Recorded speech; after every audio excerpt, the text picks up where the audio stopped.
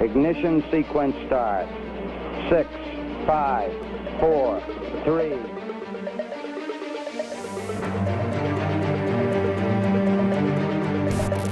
Welcome to Ignition Sequence. I'm John Murphy, and today we're going deep into the heart of the jungles of Mesoamerica to uncover mysteries that have been hidden for centuries.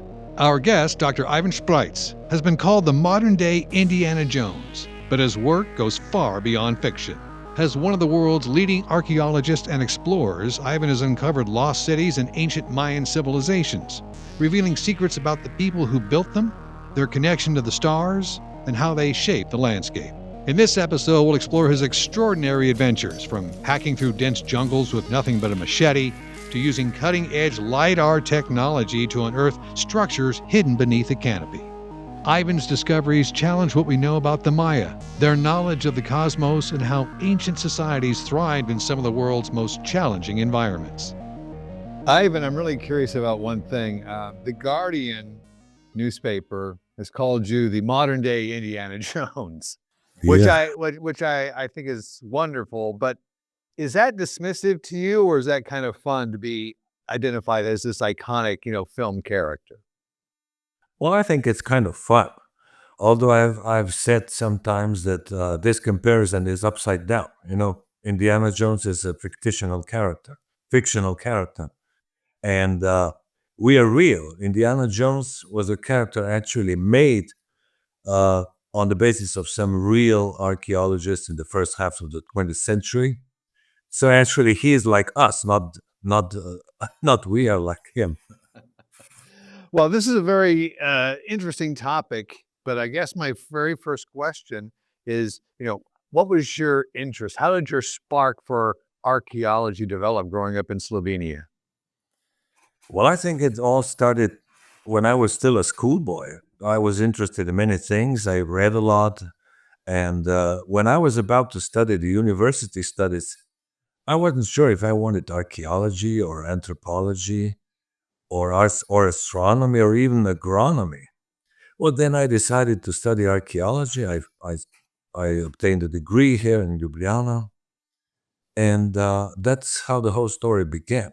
Well, my interest in Mesoamerica was actually, it started much earlier. I was interested in American Indians, in ancient cultures.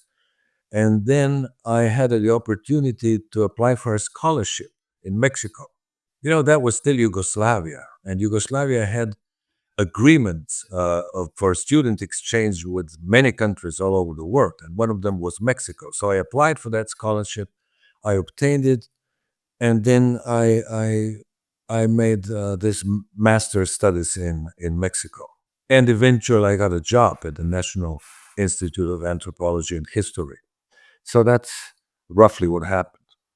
I am curious, though, about just the interest. Everybody has little things that kind of spark their curiosity, ignite their passion and excitement. What was it that you read or saw in a magazine or perhaps television that ignited that curiosity in you to go, I'm interested in ancient cultures. I'm interested in old civilizations and how they figured things out, how they figured out celestial bodies and the lunar cycle and things like that. What was it that pulls you in? It's hard to say. I don't know. I did want some adventure, not only research, but combined with adventure. And I thought that archaeology would be a good option. And then eventually I could even combine, archaeology with some of astronomy in archaeoastronomy, and even with some agronomy, because we are now dealing also with these agricultural aspects of ancient Maya culture.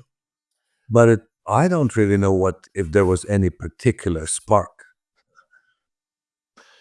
Mesoamerica. Explain to the audience who may not know, what is Mesoamerica and where does it lie today?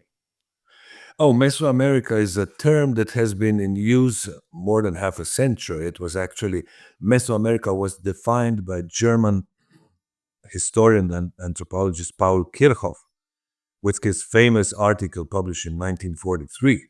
He actually defined the geographic or cultural area of Mesoamerica, where various societies lived that shared a number of common cultural traits, like ritual ball game, special types of human sacrifice, temple pyramids, particular deities, and many other things.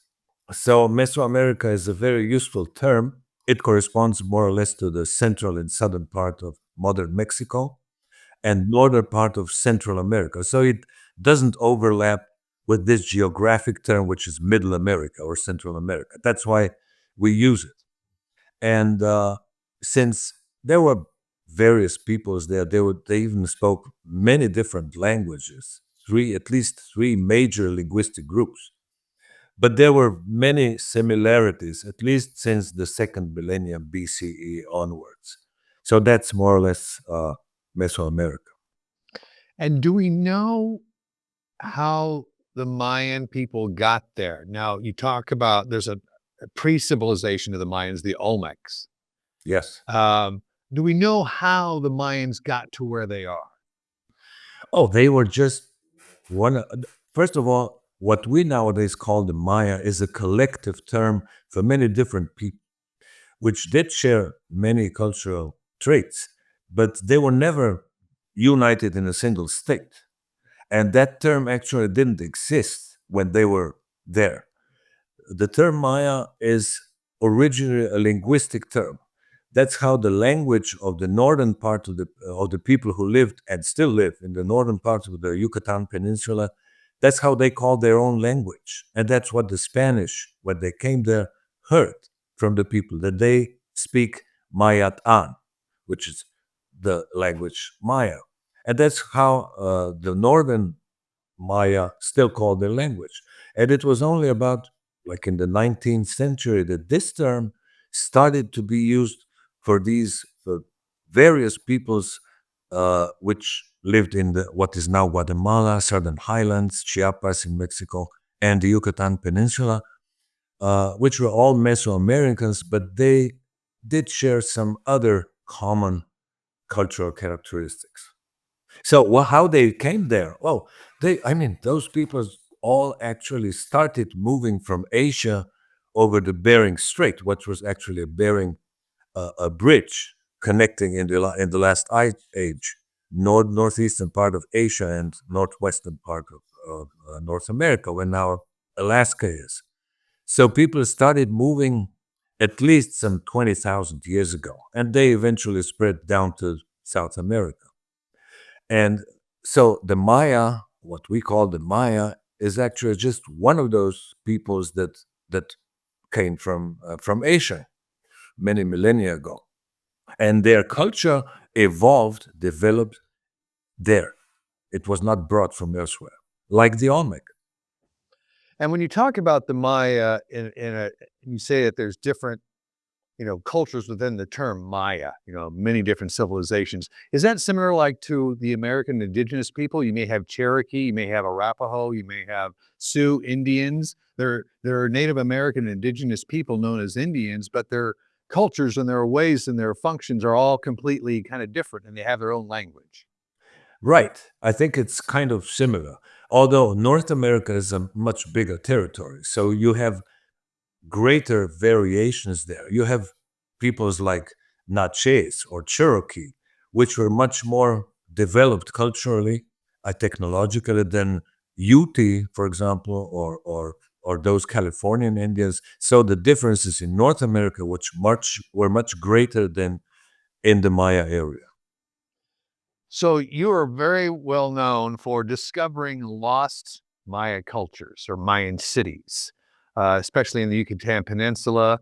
I will share a story with you. I had the great opportunity to work on a documentary about a decade ago about the Mayan culture and people. And I was in Campeche, and we worked with a real Mayan medicine man.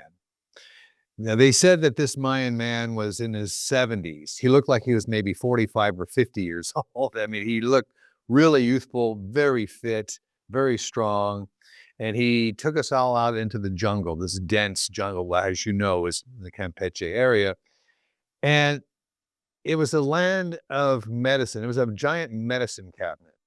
basically he would say, if you have cancer, you eat this piece of bark. If you have kidney problems, you chew on this leaf. His knowledge of the natural world and the botanicals of medicine were amazing in this dense jungle. And I just want to know what your experience is traveling through this jungle and finding cities that were thriving and large and huge, but they've been hidden for literally hundreds of years. And why is that? Why is this discovery so late in our age?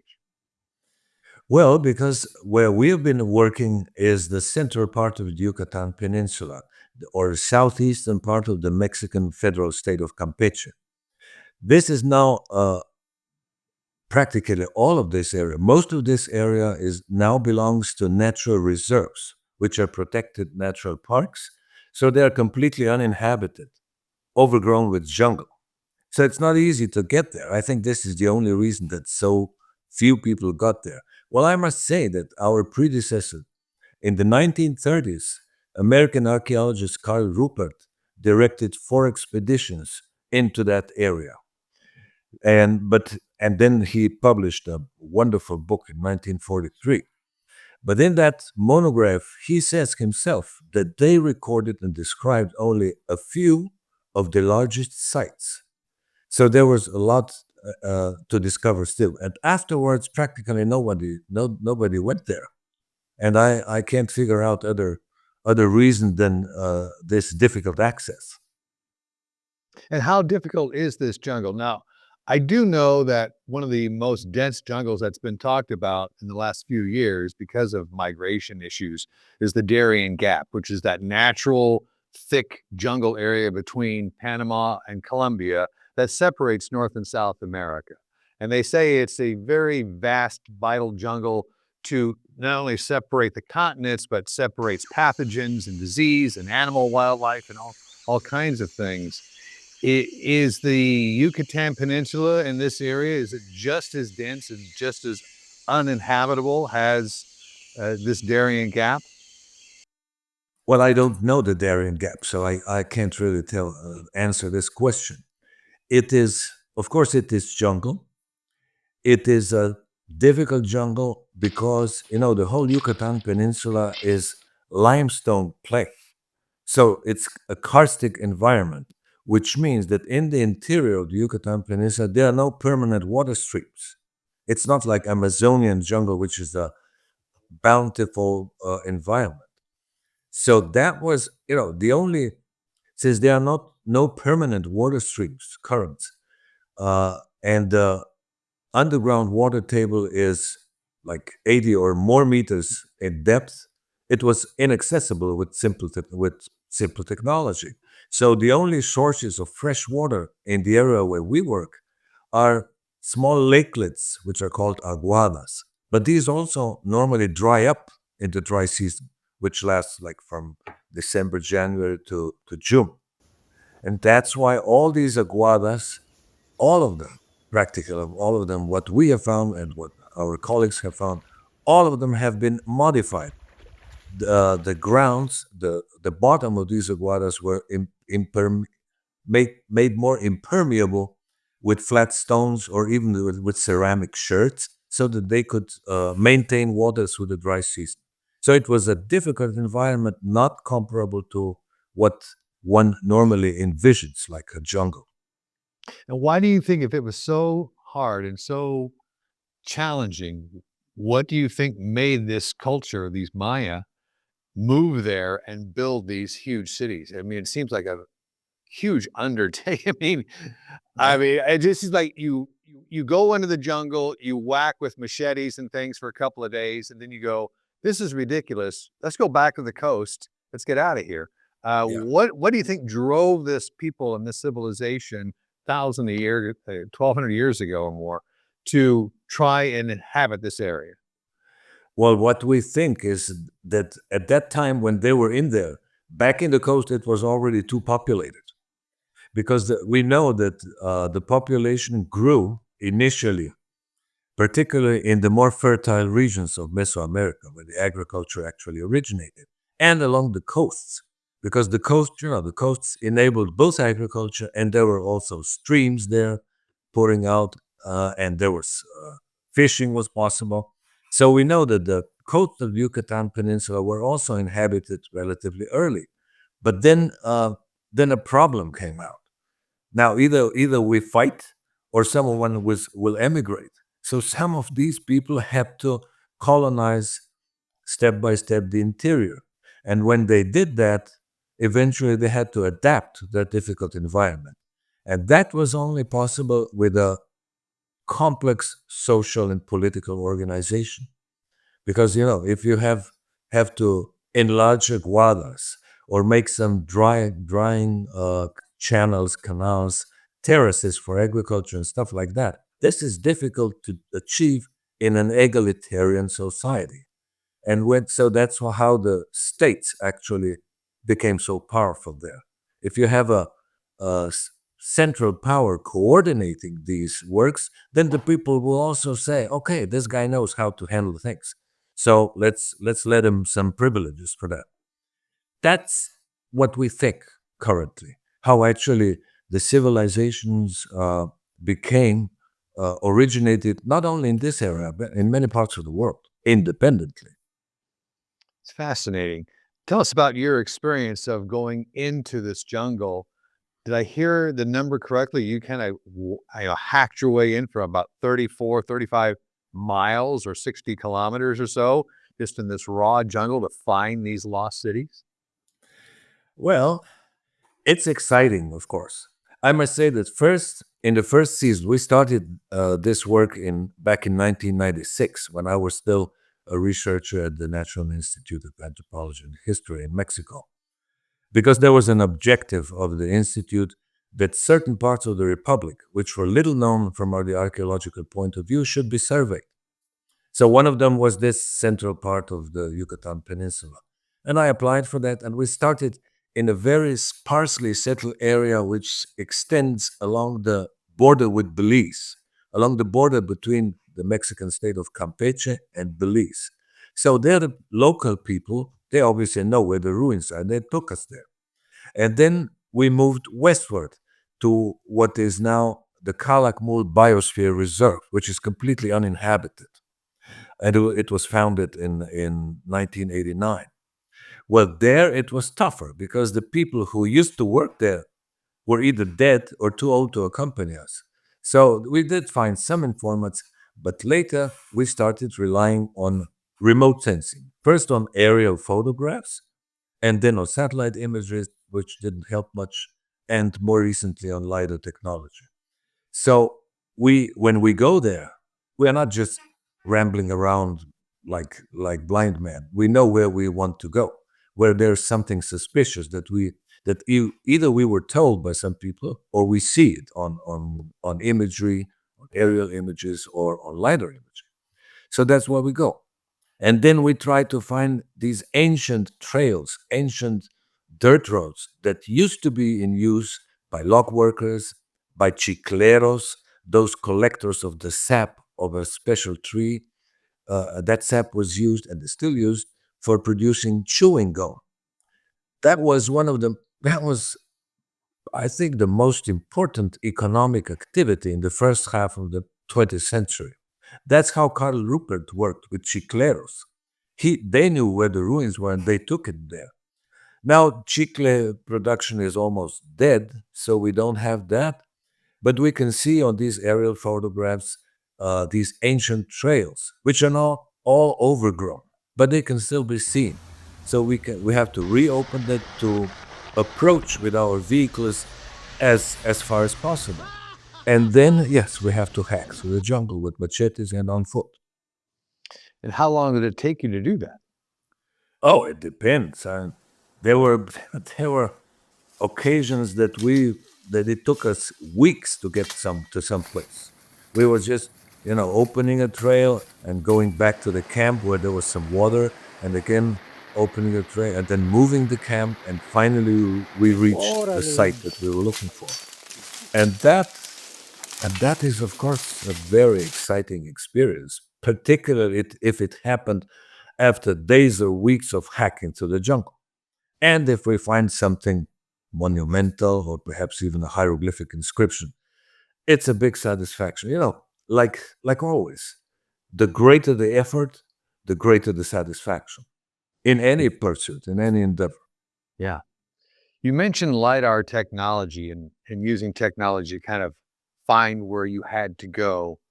LiDAR technology, I know, is used in all kinds of things, mostly in autonomous vehicles today, driving cars, mapping out, all that kind of stuff. But maybe you can tell us, what is LiDAR, how it works, and how it works for you in the archaeological world. Yeah, LiDAR technology has many applications and many different uses and many different ways how to use it. What we use in archaeology is that a certain device is mounted on an aircraft or a helicopter, even on a drone. And this device emits millions of laser pulses to the ground, to the surface. And these pulses bounce, return to the device. And what the device measures is the time of return. And since all these pulses are geo-referenced with coordinates, that means that the product is what is called a point cloud. Now, most of these points are obviously on vegetation, but there are special algorithms to eliminate that vegetation, and what we obtain is a bare ground relief on which a lot of archaeological features can also be seen. Now, a big advantage in our case is that all this area was practically uninhabited, has been uninhabited since the collapse of the Maya culture. So there are no modern disturbances like building cities. So everything what we see, almost everything, is archaeology. That's fortunate for you because no Yeah. disturbances. Yeah. And when you got this LiDAR map displaying a kind of a visualized printout of what this ancient Mayan city or lost cities look like, what was that like to see that and go, oh my gosh, this is huge, and this is the hectares on these things were kind of large, weren't they? Exactly. We did say, "Oh my God," when we saw our first LiDAR imagery that we acquired LiDAR data was for about 230 square kilometers in the northern part of the Calakmul Biosphere Reserve. That's still eastern Campeche. We have to refrain to a certain area because the whole thing is still expensive. When we saw that, and even the guys who did that acquisition of LiDAR data, they are from the National Center for Airborne Laser Mapping at the University of Houston. Even they said, my God, it's all full of vestiges. We didn't know that. With traditional means, just walking on the ground, it takes a lot of time and effort. And now once of a sudden, we see the whole area, which is full of residential clusters, even agricultural terraces, which we had no idea about that they ever existed. So that was really a big surprise, and our surprise was not the first one. LiDAR has been used at least in my archaeology, some 15 years. Did you, I know that you discovered some lost cities that had never been known before, and we can talk about that, but didn't you rediscover a city that this Dr. Rupert had found back in the 1930s and then was lost to the jungle again, and you refound it? Yes, we did. Because Carl Rupert, he was a brilliant archaeologist. He also had a cartographer, and they determined coordinates of those sites with the methods that were available at that point in time. Astronomy, observing latitude, and so on. And some of those coordinates are surprisingly accurate. I can tell you that one of those sites, of Rupert's sites, we relocated it thanks to his coordinates. But in other cases, the coordinates are in error of kilometer and a half or even several kilometers, which is understandable, taking into account the instruments that he had. So yes, we did relocate most of Rupert's sites, which is like 6 or 7. we didn't find only one or two smaller sites, and Calakmul was already known before our surveys. So, yes, we did relocate most of those sites, but this is only a minor part. Most of the sites that we found hadn't been reported. So I'm really excited to know what were some of these cities that had never been discovered before that you have found in this last few years.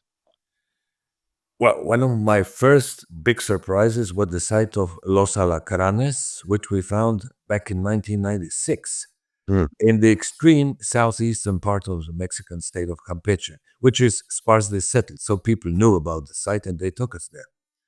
There we all, it's monumental architecture, all overgrown. And there we also found a stela, this monument with Those are like with columns with carvings, right? these are like flatly carved stone, like stones, flat stones, elaborated, which stood in front of buildings on their plazas or even in the buildings, and they normally commemorate important deeds of the rulers and the elite, like marriages, defeats, Hmm. important ceremonies that had to carry out, and so on. And on that stela, uh, an accession or enthronement of a local ruler is described in the year 561 of Hmm. the Common Era. So that ruler must have been regionally important because it's also mentioned on in a few other sites, even in Guatemala, but not quite independent, because the text says that he was enthroned under the auspices of Sky Witness, ruler of the Kanul dynasty. Kanul dynasty was one of the most powerful dynasties in the Maya classic period. And that Sky Witness had been known to epigraphers and archaeologists because he was famous, particularly because right next year in 562, he gave a fatal blow to his eternal enemy, the dynasty of Mutal, which governed at Tikal, uh, on this big site in the northeast Guatemala. So this discovery called quite a lot of attention because the ruler, this was the earliest mention of this ruler. And the Kanul dynasty at that time governed from a city which is nowadays known as the archaeological site of Tz'ibanche in the Mexican state of Quintana Roo. So that was, for example, Los Alacranes. When you come on these sites, they're overgrown with jungle, and you kind of, you have the LiDAR mapping, or kind of have a sense of it. But when you see it in person, how do you visualize and determine where to start clearing away to reveal some of these old buildings, perhaps small pyramids, and stela, as you talked about, or even some of these columns? Where do you begin to even start to excavate some of that stuff? Well, I have to say we are only doing surveys. We don't excavate Okay. except some smaller test pits to see stratigraphy, chronology, but we document what is visible on the surface. So we map those sites, we record reliefs or inscriptions if there are any, and we do excavate some test pits and collect some samples of surface material like ceramics, which is also very telling as to the chronology of certain sites. So this is the very first information that we collect, and when we publish the results of our work, then this information serves to our colleagues, who can then decide which of those sites perhaps is worth of a more systematic and intensive research, excavation, and so on. So this is more or less what we do. And when we get to a site, we first have to see more or less the extent, walking over, which also implies clearing some bushes and so on. Then we map it. We used to map it. Now that we have LiDAR, this has become obsolete because we can see everything on LiDAR. What we can't see is, of course, if there are some well-preserved facades with decoration, or if there are monuments with inscriptions or reliefs. Such things cannot be seen on the LiDAR. So That's kind of things, that's what we record and document. How many total new cities would you say you've really actually discovered? How many total sites? Yeah. Oh, I've never counted them. On the one hand, because there are so many small sites too, small clusters, but certainly talking about sites is well over 80. But now that we have LiDAR, it's even difficult to speak about sites. You know, an archaeological site is traditionally conceived as a concentration of archaeological remains, normally of some residential remains, like houses, temples, palaces, whatever. But now what we see on LiDAR is a thoroughly modified cultural landscape. So we see one residential cluster here and another bigger one there, and there are smaller buildings in between. And this has been a problem in bioarchaeology since a long time ago. It's difficult to tell where one settlement ends and where another one begins. And now, even more, now we have terraces, canals, boundary walls, field boundaries. So it's difficult to say what a site is. Uh, we even have to submit to National Institute of Anthropology and History some kind uh, of forms which are supposed to correspond to sites. And now I have told them it's impossible. I don't know how many sites we have because it's all continuous. It's a thoroughly modified natural landscape. So it's difficult to say how many sites we have because we don't know exactly those, administrative divisions that were valid at that time. It's very, very interesting how even back to ancient times, things don't really change. I mean, I live in a major city and I'm coming to you from Los Angeles. And Los Angeles is an amalgam of multiple cities all touching one another. The city of Los Angeles is its own city, and then there's Pasadena, and then there's Burbank, and then there's Whittier, and it goes all the way down to Orange County, and they're just all connected. It sounds like the Maya are the same way. They have, one central, maybe, as you say, site or civilization, but then others surround it that are culturally connected, but they're independent on their own. Is that correct? Would that be a correct assumption? I think that's a very good analogy. But the Maya, just like you know which county or city you belong. Yeah. So the Maya were also, I'm pretty sure, to which ruler they had to give taxes, which municipality or whatever administrative entity they belong to. The problem is that we don't know that. We are trying to reconstruct the state or certain administrative entities based on hieroglyphic inscriptions, which are not very telling. Some of them are, but they don't plainly say this is such and such state, and the borders are there. So and on the basis of some archaeological features, we also try to delimit more or less those administrative entities or states. But it's a tough job. We don't have sufficient information. Do you have any understanding about the age range of these sites and these locations? Um, are they relatively disparate? Or are they pretty much all contiguous as far as, the sites and the date ranges all kind of match up? They're all in the same time period. Yes, they do. Okay. The population in the Maya lowlands experienced a continuous growth. The first, the incipient civilization probably started in the second millennium BCE. And then the earliest remains that we found, even with our own only surface documentation and test pits, is from the very early first millennium BCE. And according to the ceramic shirt, to the quantity that we find, it is quite obvious that the population grew constantly up to the late classic period. That is like 8th or 9th century AD. when the whole peninsula was very densely populated, even more than it is nowadays.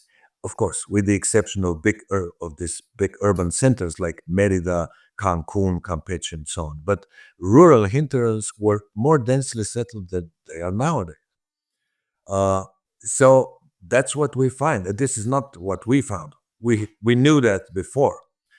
Our findings only agree with what was known before.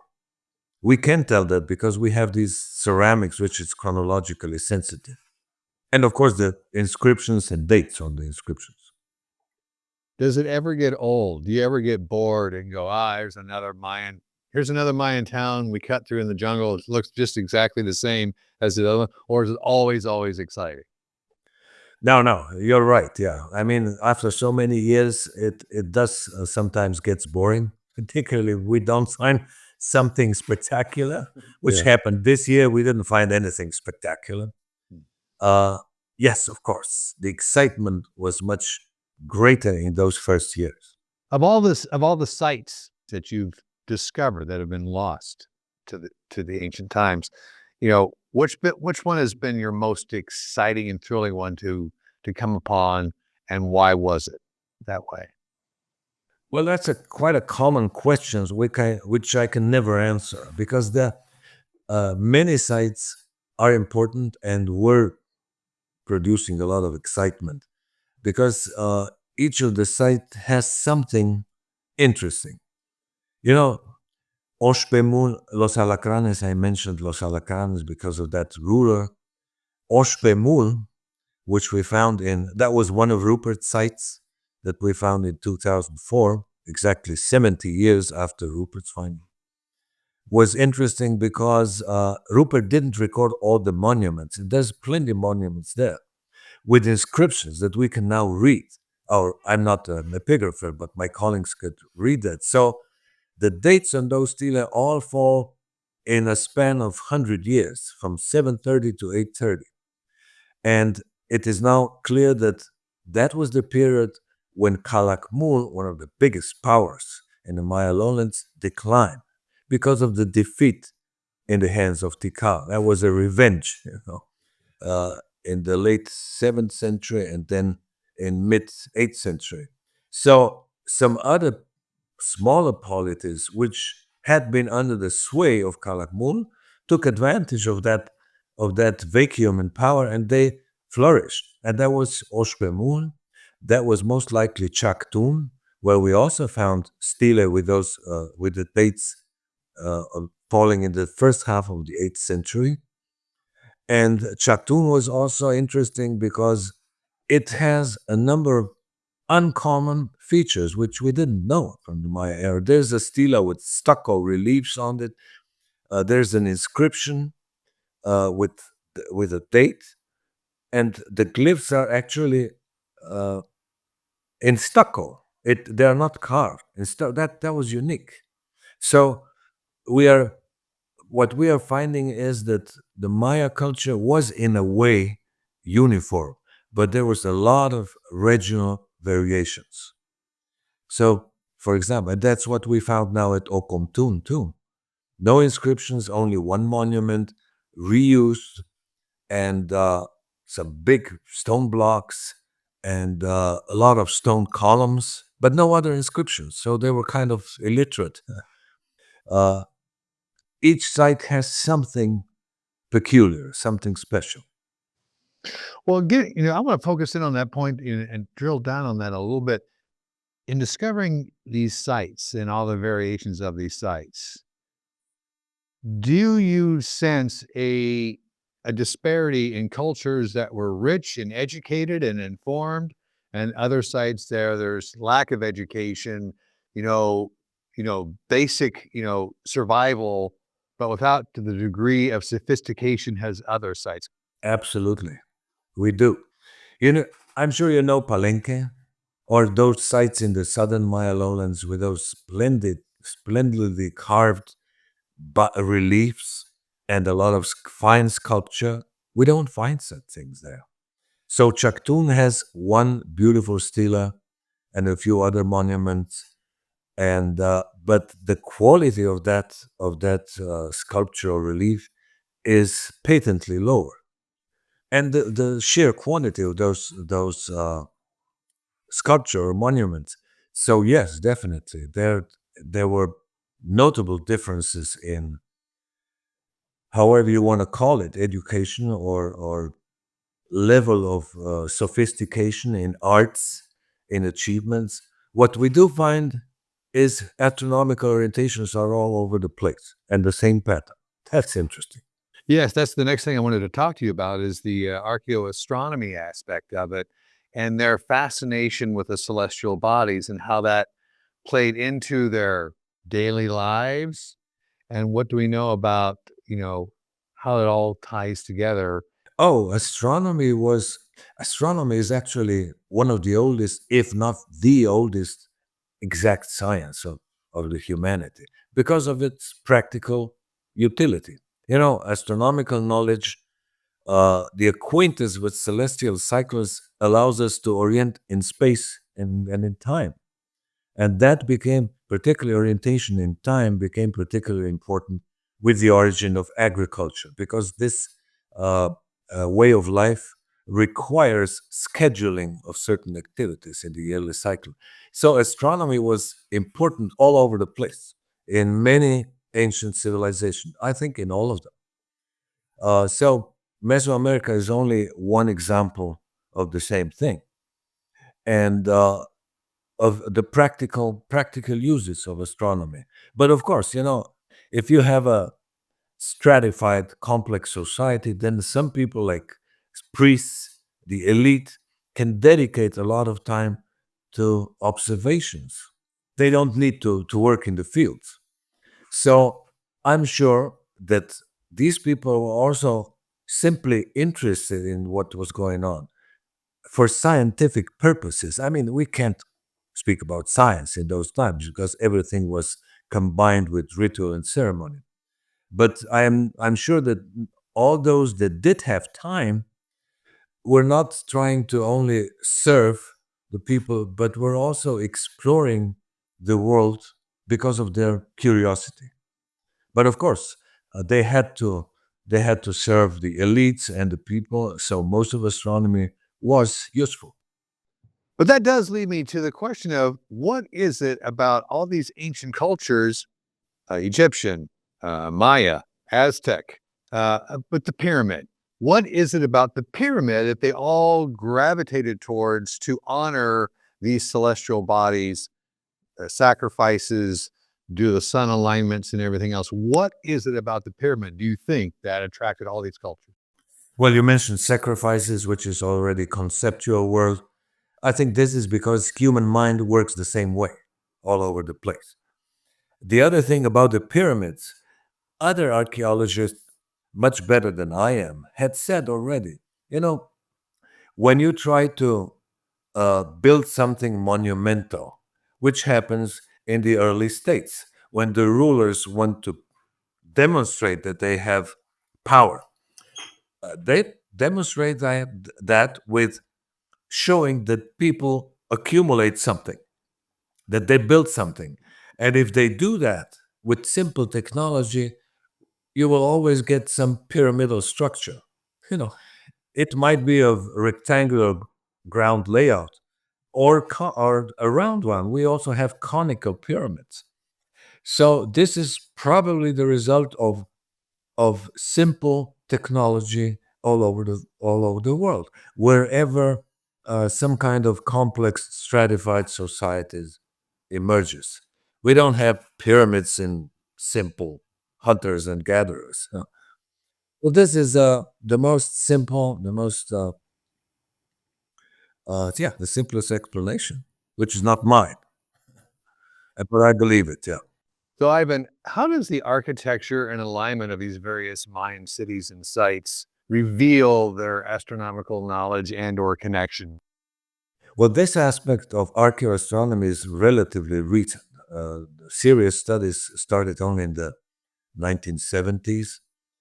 We know a lot of Mesoamerican, particular Maya astronomy, since the late 19th century because there's a lot of such information in the codices, in a few manuscripts, and also in hieroglyphic monumental inscriptions. Now, the interpretation of architecture orientations is not so straightforward. You need a lot of because there's no written evidence. Nobody ever wrote about we aligned that structure for this like this and that.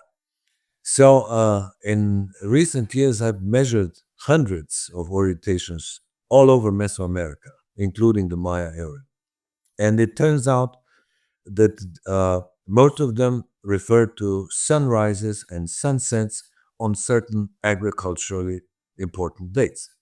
How do we know that? Well, because the distribution of those days is not random, it is patterned. We have sites all over the area or buildings that record the very same dates. And we know that we know how the agriculture is nowadays, how the agricultural season is. So we see that those dates concentrate in agriculturally important seasons. Uh, and there are also some orientations which refer to major extremes of the moon and Venus on the horizon. There are not so many, but sufficiently numerous that we know that that cannot be fortuitous. Were the Maya really focused on Venus? Did they have a real attraction to Venus as a planet or a celestial body? All of Mesoamericans did, yes, yes. We know that from the codices, from inscriptions, and now also from orientations. Was So that yeah, because it's such a bright star in the sky? well, yeah. Venus is the third most brilliant celestial body, so it did call attention not only in Mesoamerica but in many parts of the world.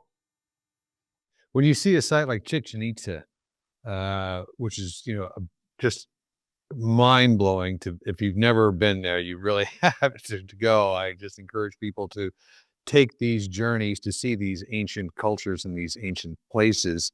Um, you see this level of sophistication with the pyramids and their ceremonies and how power structure works and things like that. Do you see moving forward in your scientific research and working with your scientific partners a full unearthing and exploration where we actually see more of them being exposed and being able to study them and or for people to see them? I don't think that leads immediately to an opening of other sites. You know, Mexico has so many archaeological sites that they don't really need new sites open to the public.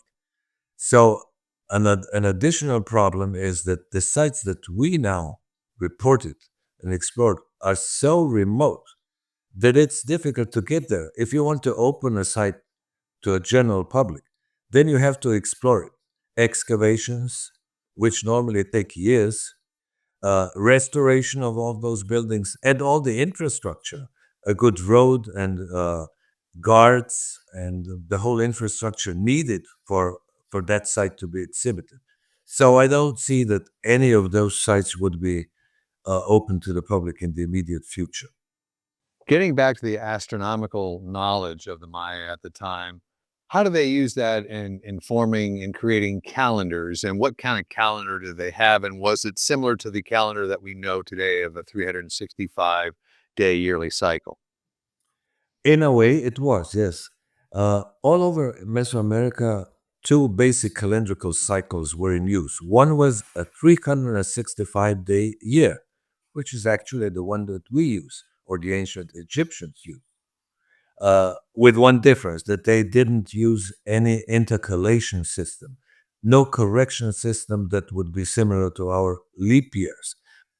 Their year always had only 365 days, just like the Egyptian one, which means that that year was not sufficient for practical purposes because it was shifting gradually through the year, the seasons. That's why astronomical observations were always necessary. And the other cycle, also pan-Mesoamerican, had 260 days. That cycle was unique in the history of humankind. And the Maya also developed, and actually even their predecessors, the Olmec, another system which now we call the long count, which is similar to our system of counting years from a fixed point in the past. We are now counting years from the birth of Christ. Allegedly, although we now know that actually Christ was born a few years before Christ. Yeah, we know now that. So the Maya also counted their days and years from a fixed point in the past, which we now know that it corresponds to August 11 or 13 in the year 3114 BCE. We don't know what exactly, why they picked up that date. But since they use that long count, and we know the correlation of their long count with our own calendar, we can actually correlate their dates with our own calendar with a precision of a day or two. So this is basically what the calendar of the Maya looked like. And in part was, of course, based on astronomical observations, particularly the 365-day year. What the origin of the other 260-day cycle was, nobody exactly knows, but it may have originated on the basis of human gestation period. That's how they still use it in some communities in the Guatemala highlands, still use this 260-day count. And they say that they ascribe the origins to this human gestation period. We don't know if that's true, but they still use it for predicting the date of birth. You know, the human gestation period is a little longer, but what they do is that they record the date when a woman first misses the menstruation, and from that period on, if they count 260 days, which is the length of this cycle, they will come pretty close to the day of birth. But the Maya, we know that the Maya used that cycle for all kinds of astronomical calculations. Absolutely fascinating. There is 6 to 8 million Maya that are still alive today. So Speaking Maya languages, yes. Identify themselves as Mayan, but they're not necessarily organized, as a culture. They don't have concentrated cities and towns and countries and things like that. So the question is, we talk about all these sites, the intricacy of these sites, how massive they were, how the entire Yucatan Peninsula was filled with civilization. Do we know what happened to the Maya people? Why did this civilization collapse? What are the latest theories as to what happened? Well, there are two collapses, actually, two collapses. The final collapse for all the Maya was the arrival of the Spanish conquerors. That was the final blow. But if you refer to the collapse of the classic Maya lowland civilization, which happened in 9th and 10th centuries of the Common Era, well, we're now pretty sure that there was a combination of different stressful circumstances. There was a demographic pressure, population pressure. There were many people living there. We can see that they had to expand their agricultural surfaces, which means that they had to make quite a lot of deforestation. And that was, of course, detrimental for their wood supplies. And then we know that there were climatic change, prolonged droughts in the 8th and 9th centuries. And there was a lot of warfare. Perhaps warfare was even the prime mover. There was always warfare in anywhere in the world. But we know from hieroglyphic inscriptions that wars, the conflicts, armed conflicts, intensified during the late classic period, in these last centuries. Apparently, some rulers thought that if there was some shortage in their state, they could take that from the neighbor. But if the neighboring state collapsed, was destroyed, that state may have had a very important role in the trade network. And we cannot imagine the Maya civilization without these long distance trade connections. The Maya were kind of globalized within their territory of some 400,000 square kilometers. We find jade or obsidian all over the Maya lowlands. There's no jade or obsidian there. It's a karstic limestone environment. So if all that material came from the southern highlands or even from central Mexico, sometimes the obsidian. And that was very important for tools, for decoration, particularly for rulers. If the trade network collapsed, this was the end. So that's apparently what happened.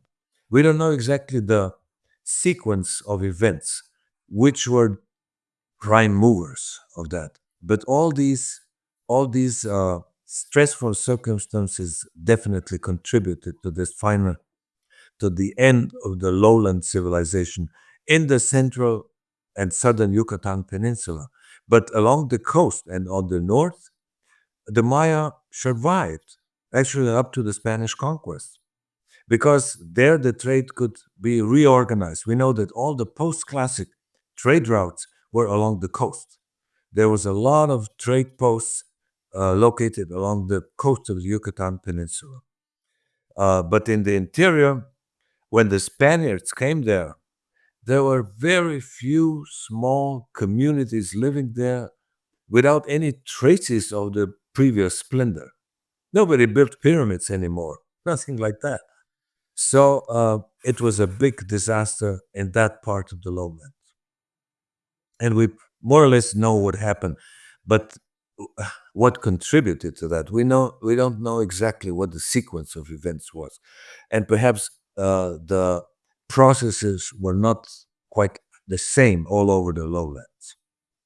It sounds like it certainly could have been just a perfect storm of circumstances of population pressure, perhaps wars, disease, agricultural collapse because of just, you can't, there's not, it's a jungle area and you can't grow corn there necessarily. So it's wow, just a perfect. Well, I'm sorry, they did grow corn, but eventually they had to expand so much their cultivable surfaces that they had to cut too much wood. They needed wood for fires, for cooking, even for buildings. So that was a difficult situation, and warfare was, of course, a destructive solution, which was not the solution at all. Doesn't that sound like what's going on in the modern world? Well, I was just going to say, we haven't really progressed much as a human society, human species. We still do the same things. We haven't learned anything from our past. Unfortunately. Do you think there's any correlation, because Mexico, so you have the Yucatan Peninsula, Campeche, Maya, then on the mainland you have the Aztecs, in the main part of Mexico.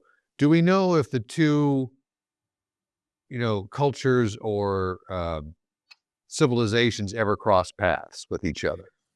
Well, not the lowland Maya, because they were too far away and they were on the Yucatan Peninsula. But we know that the Aztecs had important trade connections with the highland Maya. They had a lot of trade there, and they knew that part of Maya or the Maya area so well that even Cortés used Aztec merchants to accompany him to that area, and later Pedro Alvarado, who actually conquered Guatemala in 1524. And that's why so many places in Guatemala, in modern Guatemala, have Nahuatl names, like Utatlan and many others, which were actually reported to the conquerors by the Aztec Nahuatl-speaking merchants. So yeah, in that era, there was intense connection, but not with the Yucatan lowlands, not that we know, not so much, or by intermediaries only. So, Ivan, tell us about some of the sites that you have discovered that have never been discovered before, that were unknown to modern science. Yeah, Yeah, give me the most of top. them. Yeah, most of them. Maybe give me three. Give me three. In my research, I found one that you talked about, Lagunita. What's so unique about Lagunita?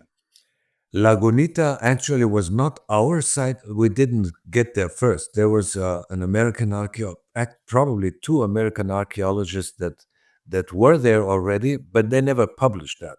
There's only some information in archives of the Peabody Museum of Archaeology and Ethnology. Uh, and Lagunita is interesting because it is in that northern part of the biosphere. It is an area. The whole area is about 3,000 square kilometers between relatively well explored, archaeologically well known regions of Rio Bec to the south and Chenes to the north.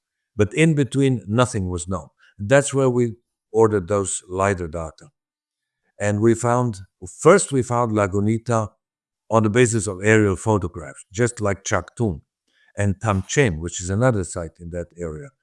And what called our attention, we thought that there would be some kind of cultural continuity between Rio Bec and Chenes to the north.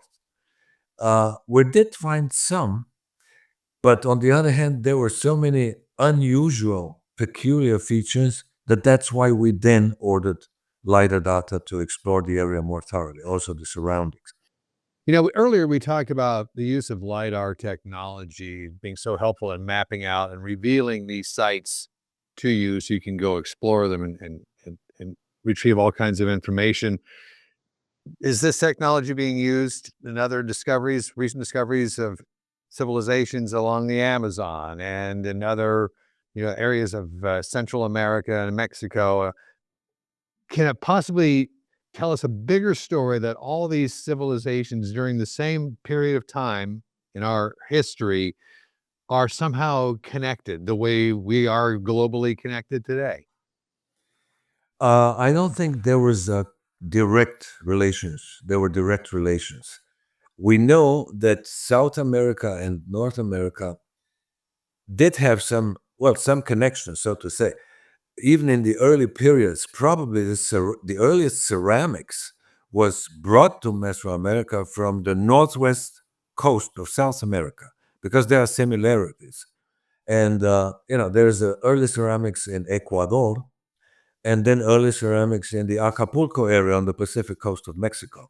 So it apparently there was some, perhaps not direct connections, but some kind of step-by-step relations, trade relations. We don't know exactly. Perhaps even some movement of people. There are some, or at least one linguist that is also proposing that the Olmec language, most people now think that the Olmecs are these early people that are now conventionally called the Olmec, that they were speakers of some predecessor of Mije and Soque languages, which are still spoken nowadays there. And those forebears of those languages might come from South America. So Yes. there was some movement. And also the maize, the maize was domesticated in what is now Mexico.